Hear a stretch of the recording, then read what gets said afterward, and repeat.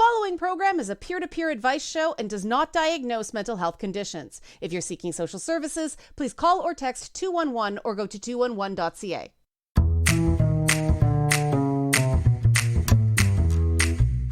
Hello, listeners around the world on radio, streaming, and podcast services. This is It's Not Therapy. I'm Liana Kersner, and I am not a therapist, but I am your source for navigating the madness of mental health using my top 10 sayings for checking in with your best self. This week, we're talking about obsessive compulsive disorder. Of all the conditions that clients I work with have, obsessive compulsive disorder, or OCD, is, in my opinion, the absolute toughest one. Now, part of the problem with OCD is that the description of it doesn't make it sound like the big deal that it is. I'm so OCD about this has become vernacular in the way literally has come to designate hyperbole. There's also another condition called OCPD, or Obsessive Compulsive Personality Disorder, which is a pervasive preoccupation with orderliness, perfectionism, control, with no room for flexibility that ultimately interferes with completing tasks. That's OCPD, not OCD.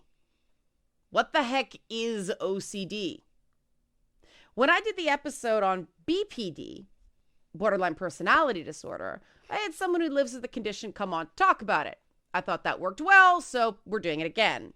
Comedian Sophia Florence will join us to discuss how she manages her OCD. Now, the audio with Sophia was pre-recorded before I got a new microphone, so there's going to be a sound shift later in the show. That is not you going crazy. It's a completely different microphone, so we'll see how this goes.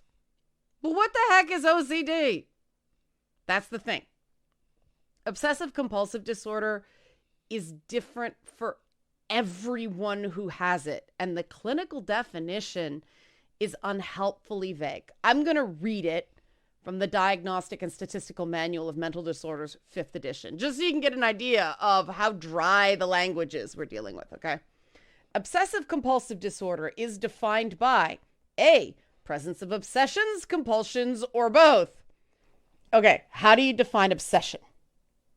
2 parts. 1, recurrent and persistent thoughts, urges, or impulses that are experienced at some time during the disturbance as intrusive and unwanted, and that in most individuals causes marked anxiety or distress. And 2, the individual attempts to ignore or suppress such thoughts, urges, or images, or to neutralize them with some other thought or action, performing a compulsion. Now, what's a compulsion? 2 parts in the DSM-5 as well. Repetitive behaviors, hand washing, ordering, checking, or mental acts, praying, counting, repeating words that the individual feels driven to perform in response to an obsession or according to rules that must be applied rigidly. 2, the behaviors or mental acts are aimed at preventing or reducing anxiety or distress or preventing some dreaded event or situation. However, these behaviors or mental acts are not connected in a realistic way with what they are designed to neutralize or prevent, or are clearly excessive. And most people have tuned out listening. Blah, blah, blah, freakity blah. That was unhelpful, right? All I did was spend a lot of time saying obsessive compulsive disorder is obsessions, temporary relief by compulsions. This doesn't give an accurate picture of how difficult it is to live with OCD, and it still leaves us in that very kind of basic Becky counting and hand washing, organizing the cans in your pantry kind of stereotype. That's not the reality for the people I work with. That reality is things like obsessions of thoughts of self-harm, and then a compulsion to do things like blurt out offensive things in public to get relief from those self-harming thoughts. It's that intense. That's just one example. The specifics of the obsessions and the specifics of the compulsions, there's as many of them as there are people, even more because somebody with OCD may have multiple obsessions and multiple compulsions. Other what are called obsession themes revolve around, say, a crippling fear of making even small mistakes, a fear of forgetting things, a fear of not really completing tasks. The obsessions can also center on sexual practices, seem to be deviant, religious cults, conspiracy theories. It's anything someone can go down the rabbit hole on. There's a deep sense of shame, fear, and exhaustion in people who have OCD. And people with OCD have varying degrees of insight into how true their obsessive compulsive beliefs are. The people I work with know it's not doing them much good, but they still struggle to the point of agony to resist the compulsions, and eventually somebody runs out of energy to resist, right? Let me try a little empathy exercise. Imagine going through a day having to constantly resist an embarrassing compulsion while being bombarded with scary thoughts. Now imagine these thoughts get more insistent when you're tired, sick, or under a lot of stress. And the more you get worn out, the more the likelihood is you're gonna do that really embarrassing thing. That's pretty awful, yeah? Now, for me, the absolutely heartbreaking thing about OCD is, unlike any other condition that I work with people with, including some diagnosed personality disorders, there's no jumpstart techniques you can use with an OCD client to give them some simple early wins. Compounding that is the concept of being gentle with yourself is really difficult when relaxing, not keeping everything so tightly held together, means blurting out something antisocial in public. Working with people with OCD means doing a very specialized, personally tailored approach that addresses the specific obsessions, the specific compulsions, and really trying to take down the overall stress level, make things seem a bit more in their control in general to take some of the pressure off the core condition. And part of that pressure is that OCD is highly stigmatized. It's not one of those, I hate saying this, but it's true. It's not a sexy mental illness. You know what I mean? The ones that media makes look good, you know, the rich narcissist, the suave psychopath, the hypersexualized borderline personality girl.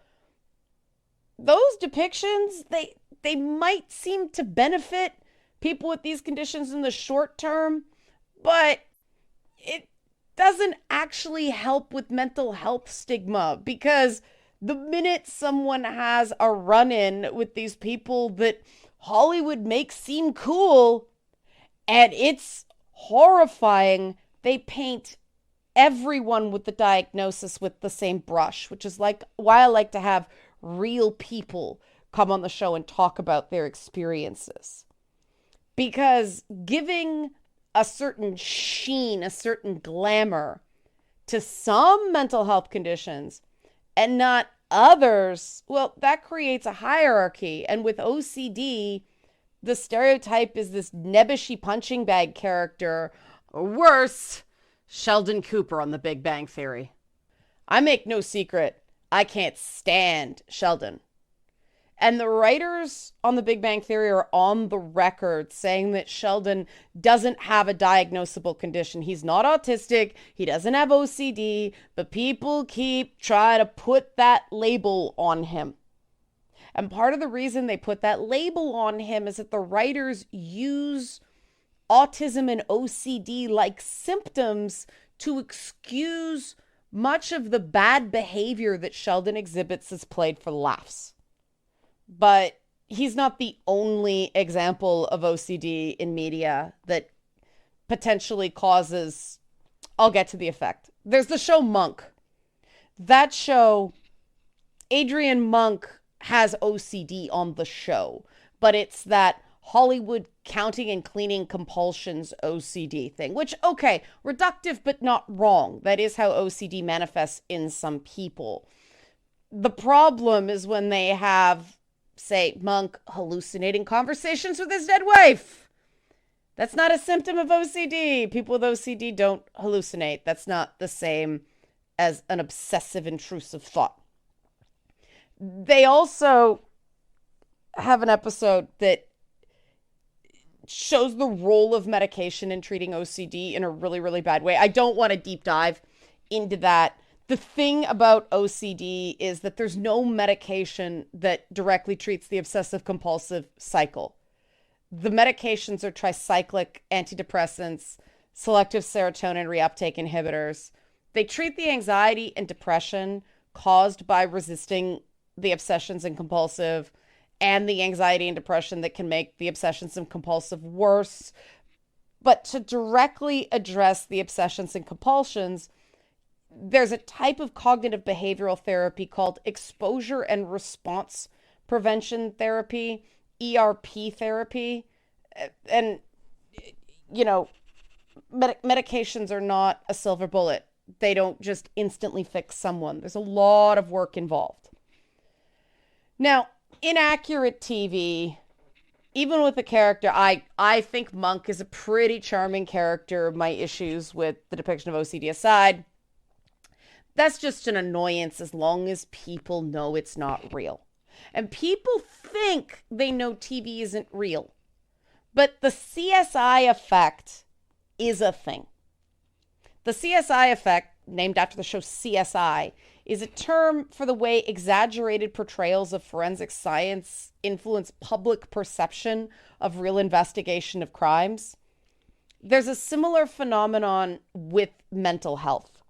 People think they understand autism better than they do because they like The Good Doctor. They think Benedict Cumberbatch's Sherlock Holmes is an accurate portrayal of a sociopath. They get their concept of PTSD from Jessica Jones. Same with Sheldon and Monk and OCD. There's nothing in these depictions of OCD or compulsions that are just habits. There's nothing in the depictions of OCD that accurately depict what it's like to be caught in intrusive thoughts you know probably aren't accurate, but you can't shake them unless you do something that's going to possibly harm your relationships with other people, including your boss and your coworkers.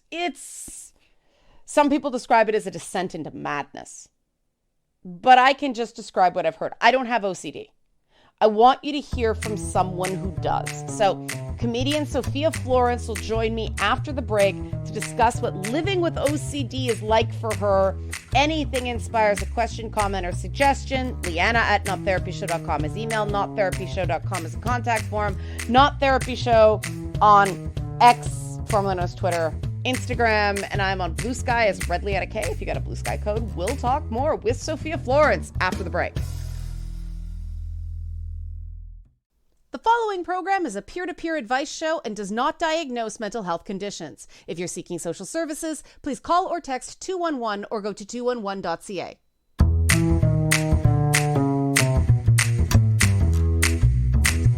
We're back on It's Not Therapy. I'm still Liana Kersner. I'm still not a therapist. We're still talking OCD, Obsessive Compulsive Disorder. And when we did the borderline personality disorder back in the day, I had somebody with the condition come on, and I thought that really worked. We're doing it again. So I'm very happy to welcome to It's Not Therapy a very funny lady, Sophia Florence. She is a comedian, but Sophia also has OCD, and she's here to talk to us about it. So Sophia, thanks for joining us. I greatly appreciate it.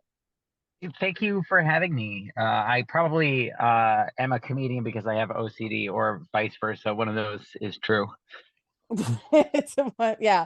So OCD is very idiosyncratic. So what is OCD for you? For me, it's a combination of things. Things that I might obsess around are things like foods, in not in a eating disorder kind of way, although I guess I've visited that planet before, but more in a kind of I can't listen to people eat kind of way. Like I if I even hear somebody's mouth sounds, I need to like leave the room. Looking at food waste can just throw me for a loop. God, any kind of violence, I guess, is in a way a trigger and an obsession itself. Um, and the obsession thing is kind of weird because it's you see things that happen in your daily life that you cannot stop thinking about, that you cannot pull yourself away from, and sometimes those are, things that you bumped into, and sometimes they're just intrusive thoughts, and so that can get a little weird where like I have intrusive thoughts about violence, although my life is pretty calm and have has not had any violence attached to it in a very, very, very long time.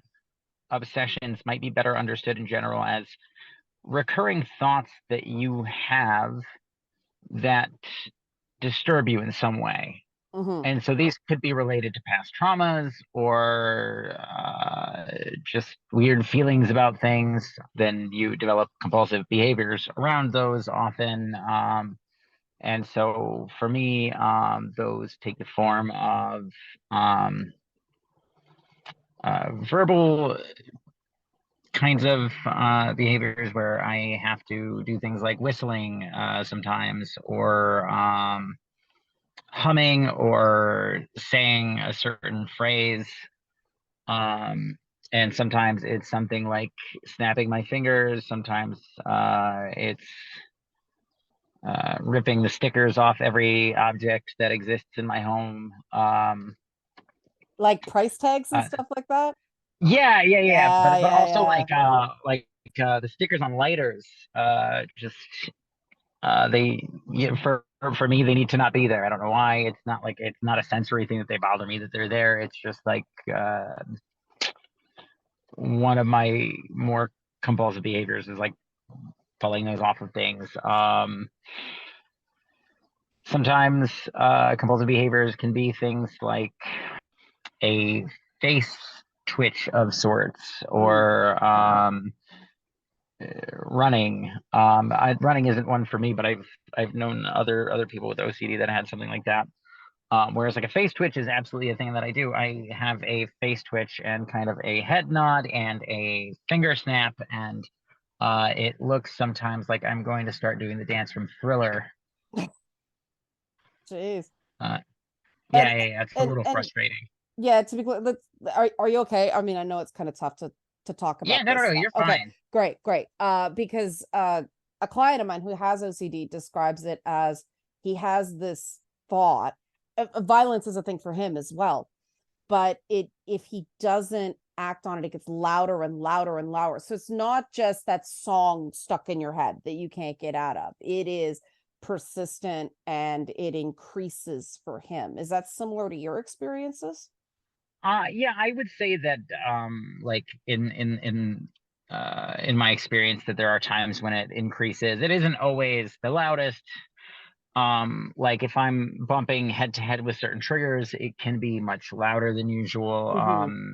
If For me, like one of the things that always helps me is exercise, and so that's one of those things that like kind of keeps those thoughts a little bit quiet. But yeah, it kind of feels like your brain developed a trap for itself, and Yeah, it's like a drill sergeant in your head, and it's your own internal monologue, but it's screaming. yeah, yeah. And it's not just annoying. It's very anxiety inducing. It's I think one of the would you agree with this statement that one of the things that makes OCD so tough is oh, it's my OCD about something that's just, nail biting or like I pick the stickers off things, but it's not an overwhelming compulsion. And people have sort of colloquialized something that's very serious for some people. Yeah, that's something that I bumped into. I was at my day job a couple of years ago, and one of my coworkers, he's very clean about his particular setup, and he said, I'm OCD about my setup, and I'm like, no. Mhm. I'm OCD about my car, which is why it's filled with Dunkin' Donuts cups at all times. Like one of us has real OCD, and one Right, of us is just kind of a neat freak. And right. like it's like you can be an OCD neat freak. You can be somebody for whom like cleaning is a compulsion, but like For some people, they just like neatness Right. and they're just annoyed when things aren't neat, and that's fine, but it's not OCD. It's not Yeah. your brain isn't screaming at you that things must be clean, and like if they're not clean, then you should like scrub your hands off or something. Is it accurate to say when you do a compulsion, you get a sense of relief, but no satisfaction or pleasure? That's yeah, that's a pretty good description of Okay. how that works. Okay. Good. Because Where that, it's yeah. it's like a relief valve. Right. Like you let out some steam, but there's still a lot of steam in there. It doesn't fix the problem. Yeah, that was how it was explained to me, that if somebody's just a neat freak, they get a sense of, clean, this feels good. Whereas if somebody's an OCD cleaner and it's just a compulsive behavior, it's but no dopamine hit. Yeah, no, you've cleaned the house and then you're like, well, now there's nothing else to clean. What am I supposed to do with myself? What does Right, my life even mean? right. Uh, Maybe I should just clean my hands right off, you know? It gets a little more serious. Yeah, it is almost like you said, a trap. Other people have described it to me as a hitch or like a skip. Yeah, I could definitely see that. Hmm. That's pretty accurate. Yeah. Yeah, I always use the term trap just so people kind of understand a little bit how I feel because sometimes I just feel stuck. Yeah. Like I'm stuck on this particular, compulsion or something, and like one of my worst compulsive behaviors is just sitting in my car for like hours at a time doing nothing. Right. And like I can't start something. I just sit there in the car. Um and it'll go on for like last week it was like 4 or 5 hours, and I'm sitting there like in my hot car, and I'm Oof. like, I guess this is what dogs feel like before they die when people leave them at the grocery store. But you know yeah, it's a weird feeling to be doing something that you can't stop doing, Right. and you're like, this is a bad thing to do. I shouldn't do this anymore. Yeah, and I mean, there's an example of something that I think people can see does interfere with daily functioning, and that's the D part of any disorder.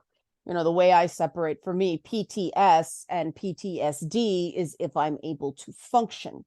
So, what are some things that how has this gotten in the way of your life?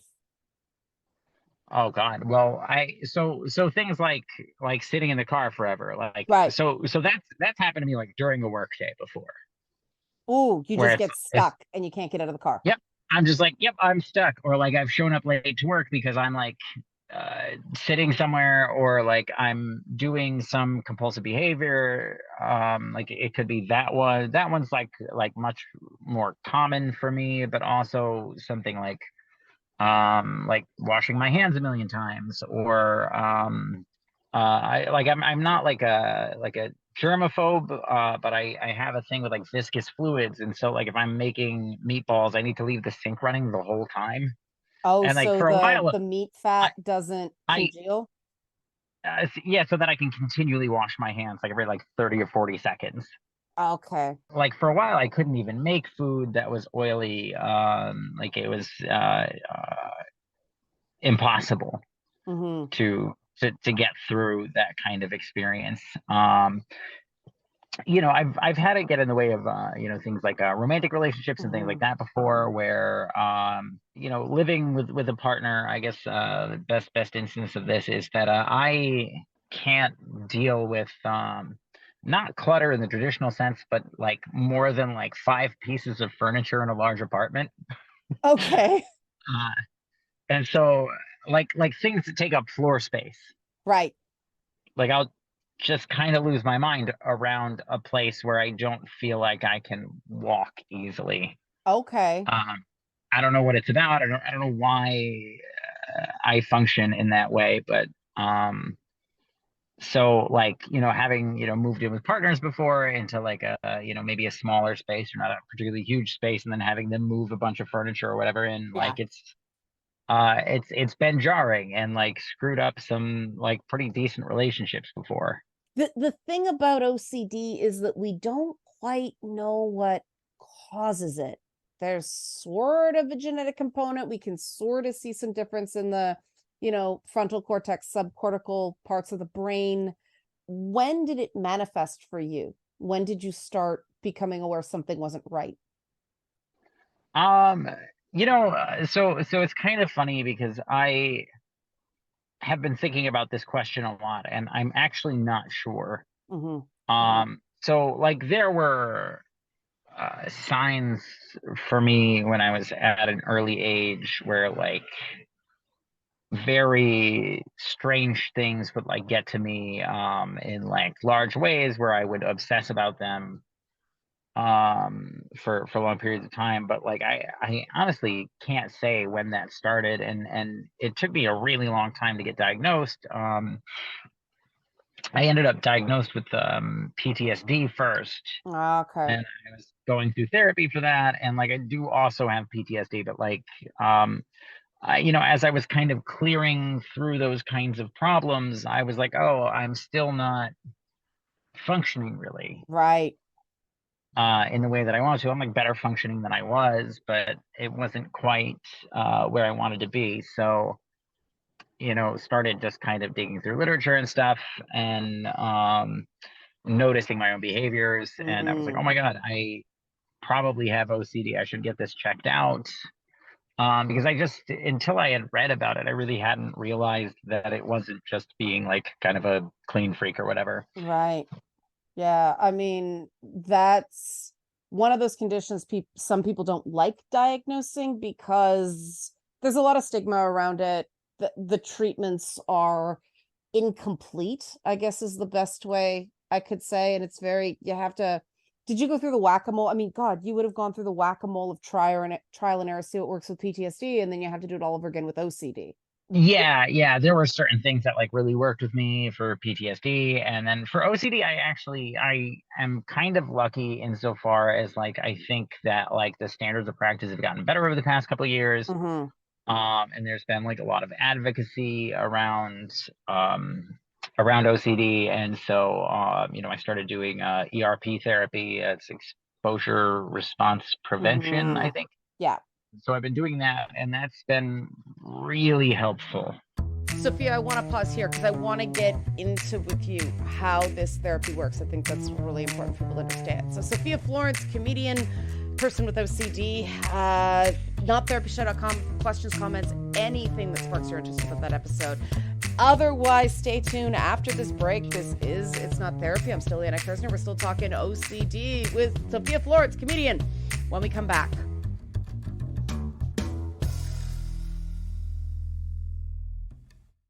The following program is a peer-to-peer advice show and does not diagnose mental health conditions. If you're seeking social services, please call or text 211 or go to 211.ca.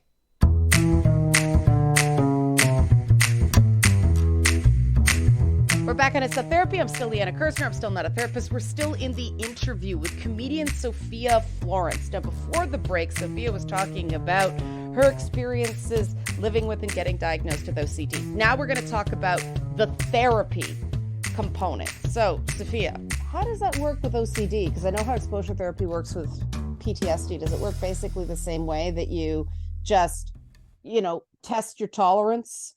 It's like a workout. It's like strength training. You check. Yeah, it is Yeah. kind of similar to strength training where generally, so like an exposure will anytime I do like a first intentional exposure to a specific thing, or Mm-hmm. like in a specific category of things, like I'll do it like with my therapist on a video chat with me. And so it could be, I don't know, like one of them was, exposing myself to cooking with like very viscous oils and Right. stuff, and like just having them on my hands. Right. And so I'm sitting there talking to her, and my hands are covered in olive oil. And we'll just kind of talk about it. We'll talk about like what my comfort level is at the beginning, like how on a scale of 1 to 10, like Right. how bad is that sensation for me. And then the goal is always to get it kind of like halfway down Right. towards baseline. And you don't get it to exact baseline. There's nothing fun about having a bunch of oil on your hands. Sure. But you see the improvement as you do it. Yeah, there's definitely I definitely feel like you can see your improvement. And sometimes, like, I might be a little bit jarred after an appointment where I'm like, okay, like it's like being at the end of like a good workout. You feel like you've done something and you're a little bit exhausted. Right. Right. Instead of you can't move, it was so overwhelming. Yeah, Yeah. yeah. Yeah. That is the thing with exposure therapy. I know with PTS, you really have to watch it, because if you push too hard, too fast, you can re-traumatize, and then, that's a setback. That's not helping. That's making it worse. Is OCD the same way? It hasn't been my experience that that's happened, but I am sure that that could happen. Like Right. I am absolutely sure that there's ways to make it worse doing that kind of therapy. I just am extremely lucky that my therapist is very good for this kind of thing, and is very sensitive. But I'm also I'm very in touch with myself in a way that, like, if I'm not in the place for an exposure that day, I'm just like, hey, let's do a talk session. Like, I'm not Okay. right in that kind of place where I can handle that right now. Right. Now, And so, yeah, that's been a good part of I think keeping myself out of situations that might make things worse. do you find that your general health, amount of sleep, proper diet, anything like that, do you find that affects your OCD symptoms? Yeah, yeah, big time. I definitely diet and exercise. But I'm somebody who, like, has danced with eating disorders and things like that in the Yeah. past, and like I know that, like, if I leave myself unchecked to eat whatever I want, like it'll get weird like pretty quick. Yeah, there's a high Uh, degree of comorbidity with that stuff and OCD. yeah, Hmm. yeah. Yeah. And yeah, I mean, like most recently, like I was just having a day and I ate an entire box of cereal in one sitting, like a large one. Uh, so, but it was, again, it was like a compulsive behavior where, like, I couldn't stop myself from eating the cereal. Oh, so it It's such a wasn't, weird yeah. feeling to experience. And like I knew that I was gonna do that, so I was like, let me buy like at least like semi-healthy cereal, so I Right. don't Right. So don't you eat like a whole box of Lucky Charms. You know what I mean? ooh, so you got some harm reduction strategies as well, that if you have to satisfy the compulsion, you've got healthier and less healthy ways. I mean, okay, an entire box of, bran flakes has its own side effects, or Yeah, positive yeah, effects, I guess you would say. You're gonna be yeah, super regular, but better be close to a bathroom for the next yep, 24 yep, yep, hours. yep. Yeah, yeah, yeah.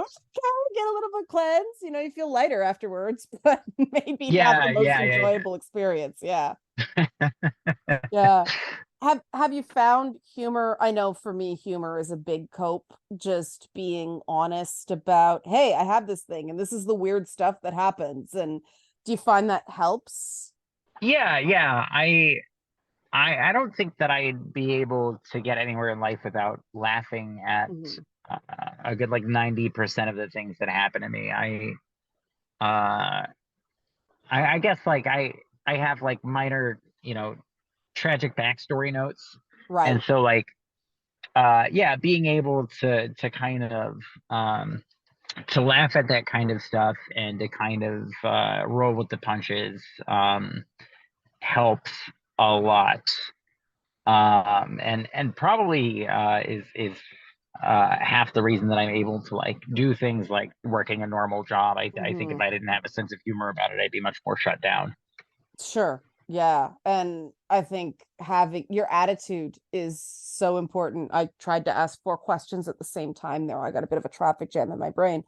But the you can't control the underlying conditions, the tragic backstory, as I call it, the superhero origin story, right? Yeah. The You can either choose to make that a part of your narrative, or a reason you're going to be broken forever.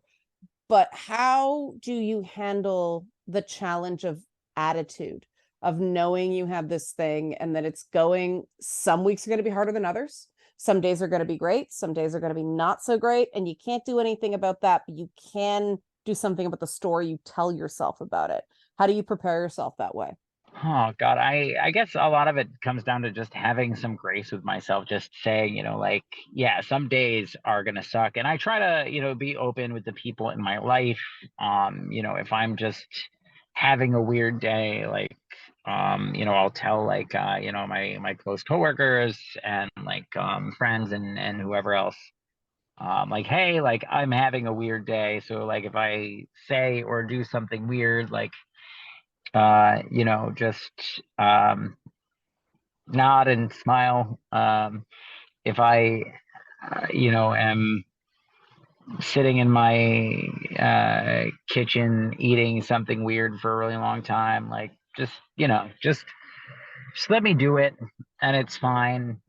Like I know I have a good sense of listening to myself for when compulsions are going to be kind of heavy, Mm-hmm. and it's not like I get predicted 2 weeks out or anything, but Right. if it's like one night and I'm getting ready to go to sleep and I'm like, I'm not feeling great, like I am sure that I'm not going to wake up feeling awesome tomorrow morning. Like Mm-hmm. I can generally make some allotments for that, or if like something happens in my life where I'm like, okay, like I'm going to need like some time Mm-hmm. to deal with this. And part of that like is just having a job that's like willing to deal with those kinds of things. Like I'm very lucky that like my job is like task oriented, and um I work as an engineer. And so it's a little bit easier to do a bunch of work ahead of time, and that way when Oh, okay. I am in a weird place, um I can just kind of deal with that. Right. And then doing comedy, like I find to be particularly relieving. So even if I'm having a horrible night, like I'll probably just have a couple drinks and hit the stage and just have a good time with it. That's great. Like I'll just play up the neurosis. Oh, okay. Because I was gonna say, what happens when? Because I've done stand up, and there are just those shows where you just feel like you're dying the whole time. It's just something's not clicking. It's the wrong room. People didn't know what they were getting into, and it's just time slows. How do you handle that when you're also symptomatic? This is pretty weird, but I actually like find those moments funnier in a way, for myself.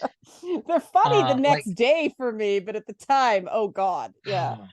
if I'm making the whole room uncomfortable, like I'll definitely leave afterwards. But like there is something makes me like want to take that home for myself. Like it's this very weird kind of pleasure where it's uh and like I think that's partly my sense of humor in general Mm-hmm. is I like a little discomfort.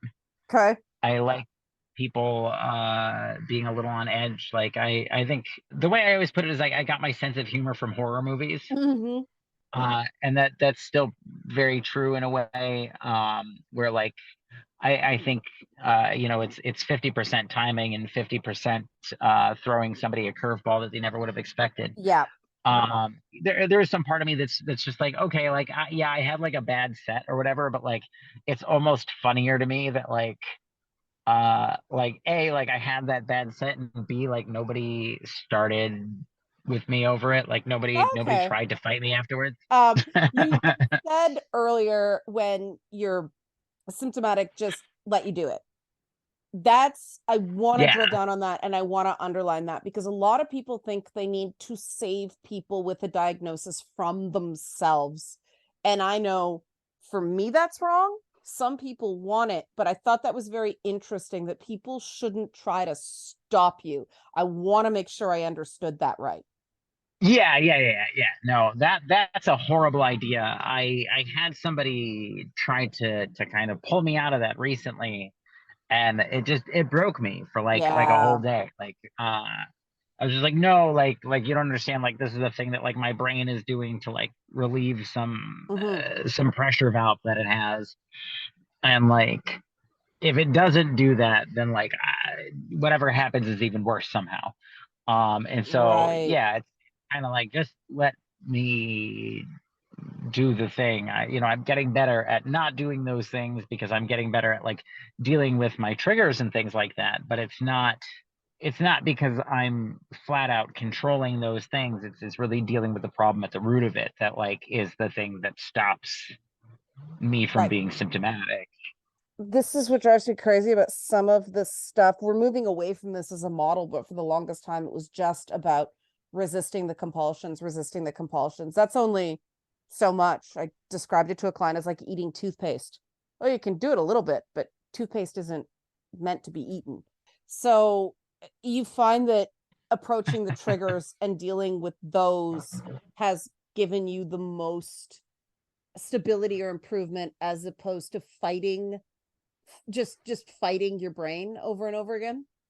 Oh yeah, yeah, yeah, absolutely. Like it's that and medicinal cannabis, like Okay. 100% like deep recommendation for like high THC cannabis for me. Like that's the one of the things that has really like died the problem down. It wasn't like getting a bunch of CBD and relaxing. It was like actual like high THC cannabis, Yeah, minimal amounts of CBD, and like that really puts my brain in a very good place where I can actually get things done. that's awesome. Yeah, yeah, Is there a yeah. It was not what I rebound? anticipated. Is there a rebound in that at all, or do you find it you tolerate it fairly well? I don't really have much of a rebound. One thing that I did find is that like I can't really step back on it too hard. Mm-hmm. Like if I find my and this is the same for any medication. Like you can't just like drop your dose for a day and you're just fine. Right. Like yeah, no, I don't see any real drawbacks. Actually, I would say that I sleep better and more regularly. Like if I'm not medicating in that way, I find myself taking a lot of naps and things during the middle of the day. And Mm, um so yeah, it's kind of weird. It worked very counterintuitive to what I had expected, but I think that's the same with a lot of medications for people that might actually need them. Whereas like for somebody with ADHD, right. Adderall is not going to make them Bounce off the feel like walls. Yeah. yeah, yeah, Yeah. yeah. But for somebody like me, if I took Adderall, I would be awake for 3 days at a time. Right. Yeah. Okay, Sophia, anything we haven't covered that you want people to know? Yeah, actually, like the one thing that I always want to tell people is that like if you're in like an academic place or a workplace or something else, like you're dealing with like I mean really any mental disability, but like if you're dealing with OCD or whatever, just advocate for yourself because like more likely than not, like if you explain what you're going through and like for me, like the sheer volume of therapy I was in at one point in time, like when I explain that to people, they'd be like, "Oh, okay, we really have to like take it easy on you."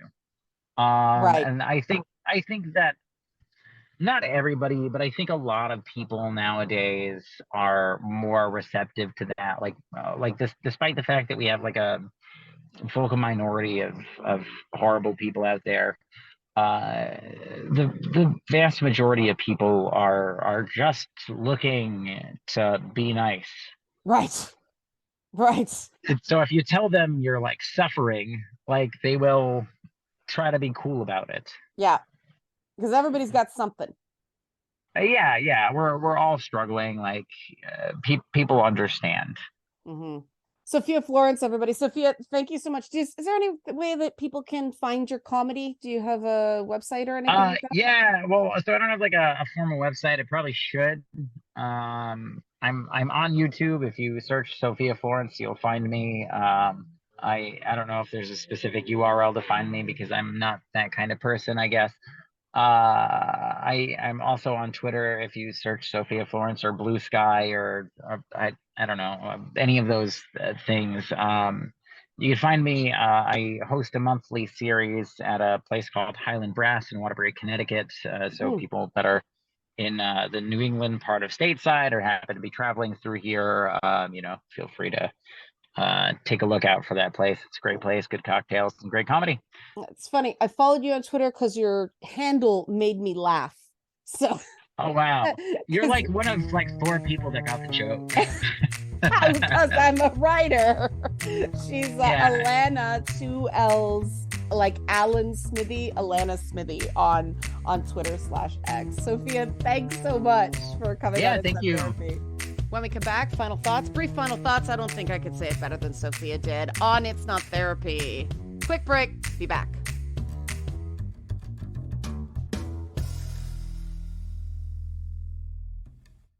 The following program is a peer-to-peer advice show and does not diagnose mental health conditions. If you're seeking social services, please call or text 211 or go to 211.ca.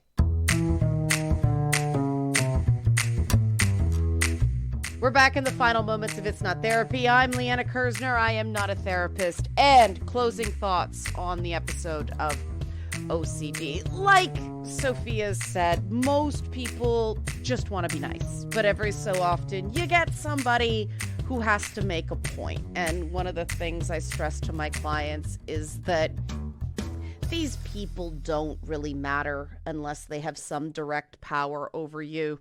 I think we'd all do better if we were more open to stories like Sophia's and the people who come on this program every week and share their knowledge and experiences, and we're less judgmental about stuff that either we're not experts on or really isn't important. One of the things I've learned from working with people with conditions like obsessive compulsive disorder is these labels are not terribly helpful. Obsession, what does that mean? Compulsion, what does that mean? It's different for every single person. So not only is it a question of being open to different experiences, it's not taking a label and assuming you know what that means. Ask some sincere questions.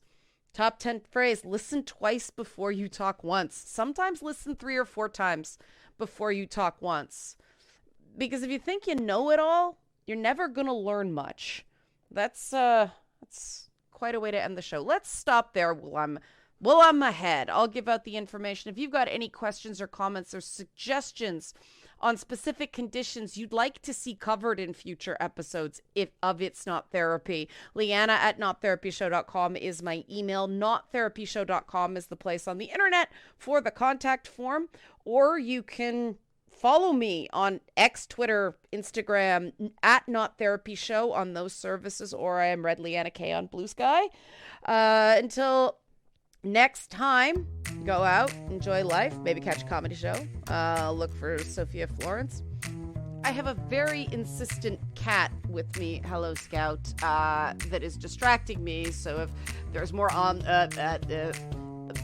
that's how we roll on It's Not Therapy. This is a good time to close with what I say every week. Your crazy is only a problem if it's hurting you or makes your cat want to hurt you. See you next time.